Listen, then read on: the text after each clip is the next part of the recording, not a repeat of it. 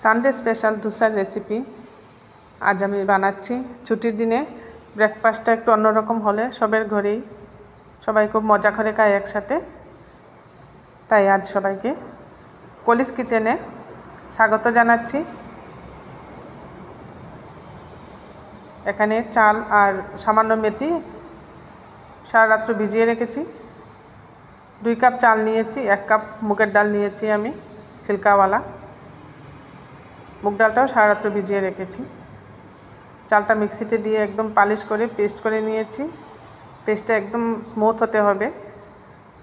ধোসা বানাতে গেলে একদম স্মুথ পেস্টের দরকার।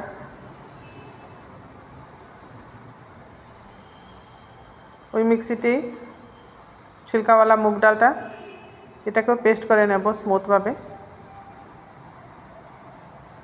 ছিলকাওয়ালা মুগ ডাল খুবই পুষ্টিকর একটা জিনিস। এটা এভাবে ভিজিয়ে সারা রাত্র সকালে এইভাবে খালি খালি কাঁচা অবস্থায় খাওয়া যায়, খুবই স্বাস্থ্যকর জিনিস। মুগ ডালটাকেও মিক্সিতে দিয়ে আমি ভালো করে পেস্ট করে নিচ্ছি, একদম মিহি পেস্ট করে নিচ্ছি মুগ ডালটাকেও। দেখুন খুব সুন্দর পেস্ট হয়ে গেছে। চালের পেস্টের সাথে এটা মিশিয়ে দিচ্ছি।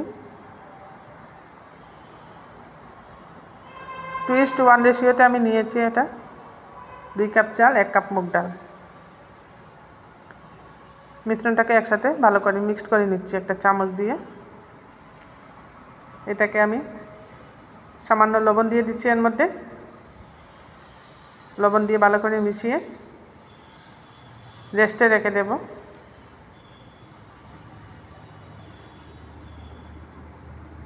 খুব সুন্দর স্মুথভাবে হয়েছে পেস্টটা। এটা রেস্টে রেখে দিয়ে আমি একটা চাটনি বানিয়ে নিচ্ছি ধোসার সাথে খাওয়ার জন্য। এখানে একটা বড় সাইজের টমেটো নিয়েছি, সামান্য চিনেবাদাম, 2টা শুকনো লঙ্কা, আর এখানে 5-6 কোষ রসুন নিয়েছি।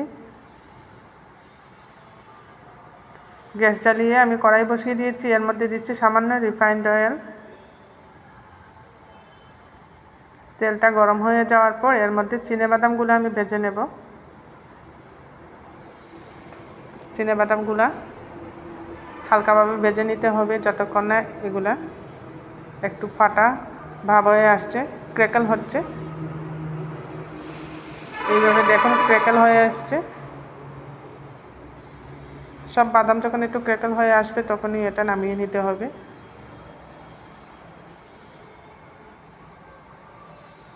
বারবার নাড়িয়ে চাড়িয়ে এইভাবে চিনেবাদামগুলো ভেজে নিচ্ছি।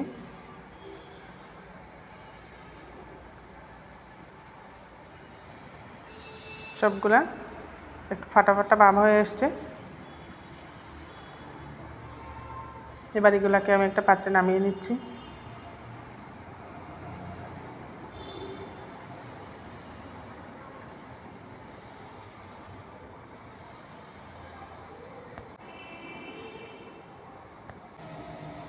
এবার ওই তেলের মধ্যে দিয়ে দিচ্ছি একটা শুকনো লঙ্কা। 2টা শুকনো লঙ্কা আমি চাটনির জন্য রেখেছিলাম, এই 2টা শুকনো লঙ্কা দিয়ে দিলাম তেলের মধ্যে। শুকনো লঙ্কাটাকে একটু ভেজে নিয়ে রসুনগুলা দিয়ে দিচ্ছি। রসুনগুলোকে একটু হালকা ফ্রাই করে নিচ্ছি। এবার কেটে রাখা টমেটো দিয়ে দেব।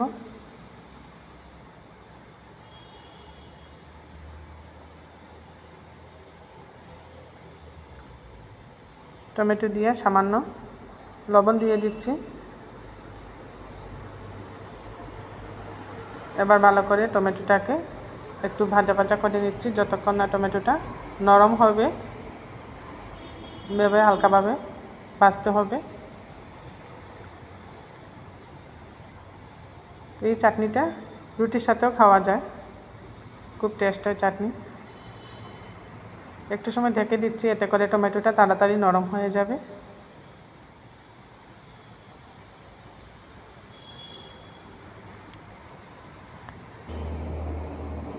টমেটো নরম হয়ে এসছে, আর নরম এখানে করতে হবে না, এতটুকু নরম হলেই হয়ে যাবে চাটনিটা।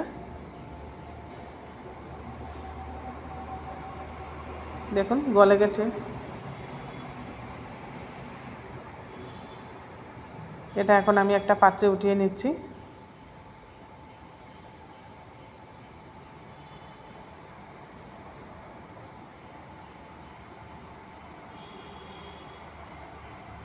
একটা পাত্রে এই টমেটো পেস্টটা, টমেটো ফ্রাইটা উঠিয়ে নিয়েছি। এখন এই মিক্সির মধ্যে আমি মিক্সি জারের মধ্যে ভেজে রাখা চিনেবাদাম দিয়ে দিলাম, আর যে টমেটোটা ফ্রাই করে রেখেছি রসুন, টমেটো, কাঁচা লঙ্কা, এটাও মিক্সি জারের মধ্যে দিয়ে দিচ্ছি।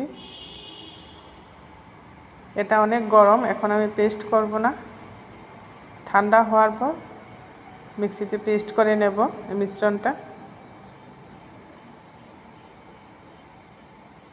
ঠান্ডা হওয়ার জন্য রেখে দিচ্ছি এখন।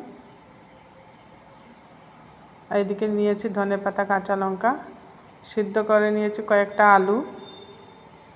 সিদ্ধ আলুগুলোকে এখন হাত দিয়ে স্ম্যাশ করে নিচ্ছি। এটা দিয়ে আমি একটা আলুর সবজি বানাবো, যেটা ধোসার সাথে খেতে খুবই ভালো লাগে। যে কোনো রেস্টুরেন্টে বা যে কোনো সাউথ ইন্ডিয়ানে রেস্টুরেন্টেও আপনারা দেখবেন একটা আলুর সবজি দিয়ে ধোসার সাথে। এই আলু সবজিটাই আমি বানাচ্ছি।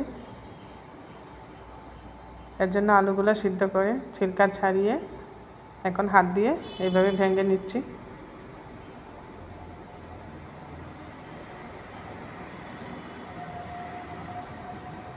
সবগুলো আলু এভাবে আমি ভেঙে নিয়েছি।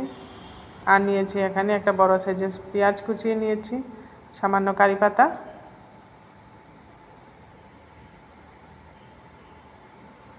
আর মিক্সিং জারে যে মিশ্রণটা রেখেছি এটা ঠান্ডা হয়ে গেছে। এটাকে এখন আমি পেস্ট বানিয়ে নেব।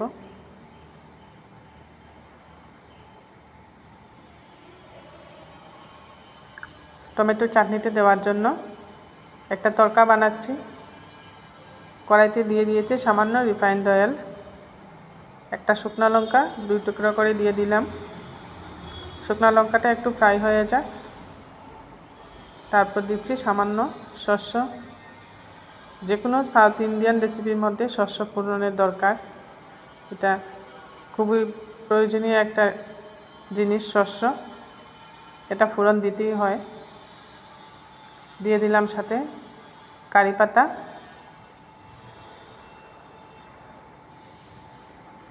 এই কারি পাতা, শস্য আর শুকনো লঙ্কা, এই 3টা জিনিস আমি ফোড়নে দিয়ে ভেজে নিচ্ছি ভালোভাবে।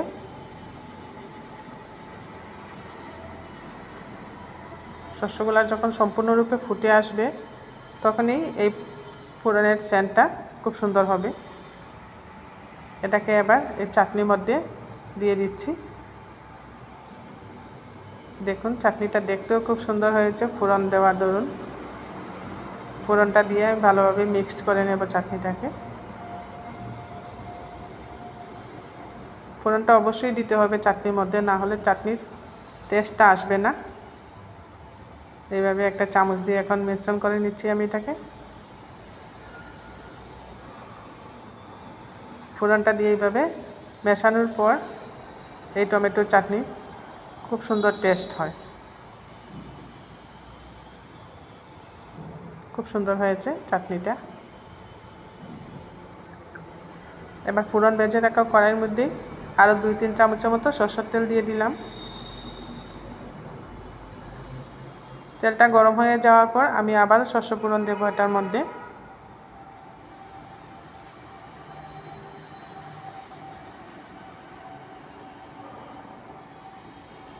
তেলটা গরম হয়ে গেছে, আবারও আমি এতে শস্য ফোড়ন দিলাম। এখানে হাফ টিস্পুনের মতো শস্য দিয়েছি। শস্যগুলো ভালো করে ভাজা হয়ে যাবে। শস্য ফোড়নে দিলে একটা অসুবিধা হয়, শস্য সব ছিটকে পড়ে যায়। এবার কেটে রাখা পেঁয়াজ দিয়ে দিলাম এর মধ্যে। পেঁয়াজটা দিয়ে হালকাভাবে ভেজে নিতে হবে।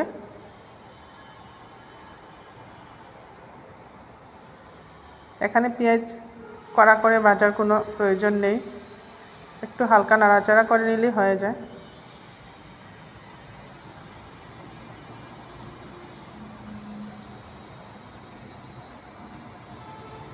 এইভাবে কয়েকবার নাড়িয়ে আমি পেঁয়াজটাকে ভেজে নিচ্ছি। এরপর এর মধ্যে কারি পাতা দিয়ে দিচ্ছি। এই কারি পাতাগুলো একদম ফ্রেশ, আমার বাগান থেকে নিয়ে এসেছি। গন্ধটা খুব সুন্দর। এবার সিদ্ধ করে রাখা যে আলুগুলো আমি ভেঙে রেখেছিলাম, আলুগুলো দিয়ে দিচ্ছি এর মধ্যে।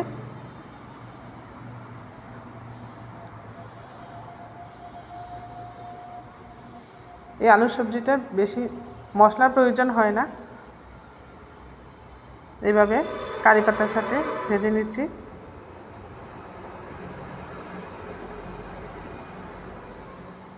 দিয়ে দিচ্ছি আবার প্রয়োজন মতো লবণ।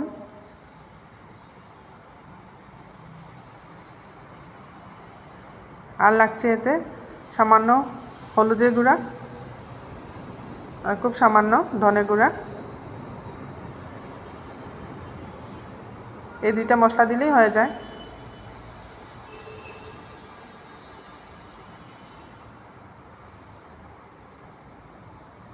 এবার একটু সময় ভাজা ভাজা করে নিতে হবে আলুটাকে।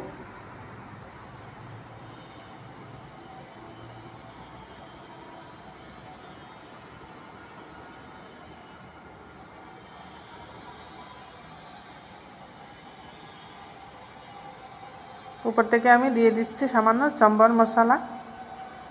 এটা অপশনাল, আপনারা দিতে পারেন নাও দিতে পারেন। সম্বর মশলাটা দিয়ে আবার একটু সময় ভালো করে আমি ভেজে নিচ্ছি। এইভাবে বারবার নাড়িয়ে আলুটাকে ভাজা ভাজা করে নিচ্ছি।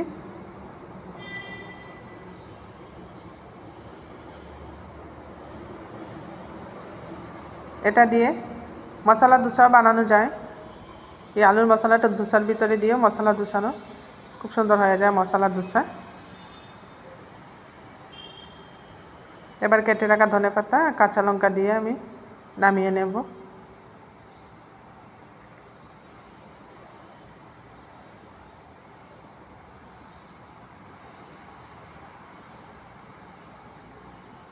খুব সুন্দর হয়েছে দেখতে আলু মশলাটা।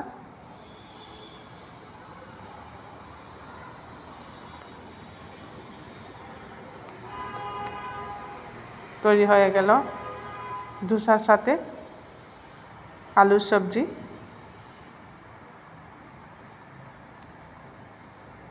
এই আলু সবজিটা দিয়ে যে কোনো রেসিপির সাথে সার্ভ করা যায়।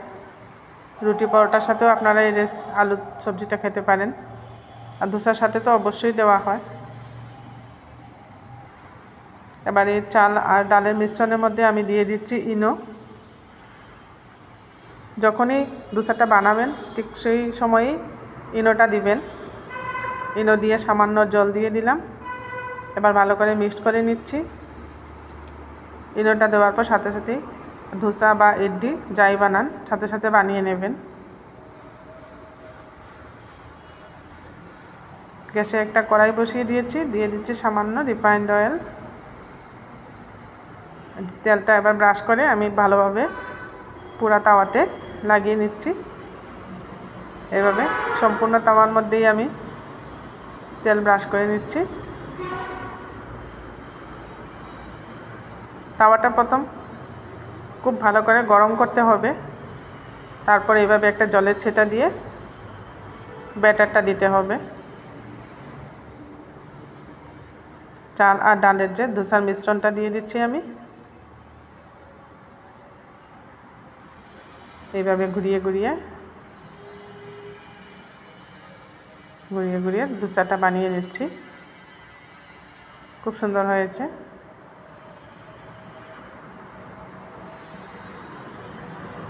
উপর থেকে সামান্য সম্বর মশলা স্প্রিঙ্কল করে দিয়ে দিচ্ছি।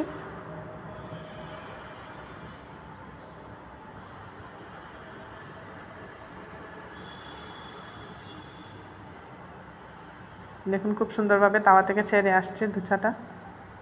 খুব সুন্দর হয়েছে ধোসা।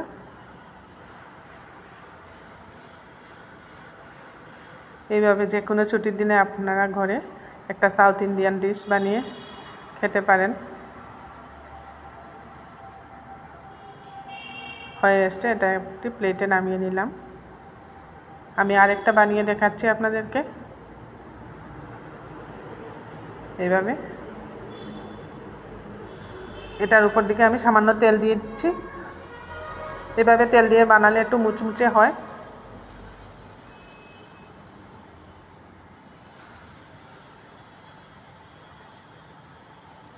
এটাও খুব সুন্দরভাবে হয়ে এসছে, দেখুন খুব সুন্দর লাল লাল হয়ে এসছে নিচের দিকটা।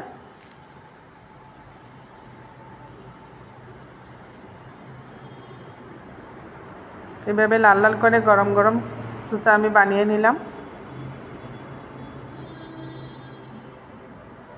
খুব সুন্দর লাল লাল ক্রিস্পি ক্রিস্পি ভাবে এসছে এগুলোর মধ্যে। সাথে আলুর সবজি আর চাটনি সব তৈরি হয়ে গেল। এবার আমি সার্ভ করে দিচ্ছি। আমার রেসিপিটা ভালো লাগলে আপনারা অবশ্যই বানিয়ে খাবেন, কমেন্টে জানাবেন কীরকম হলো।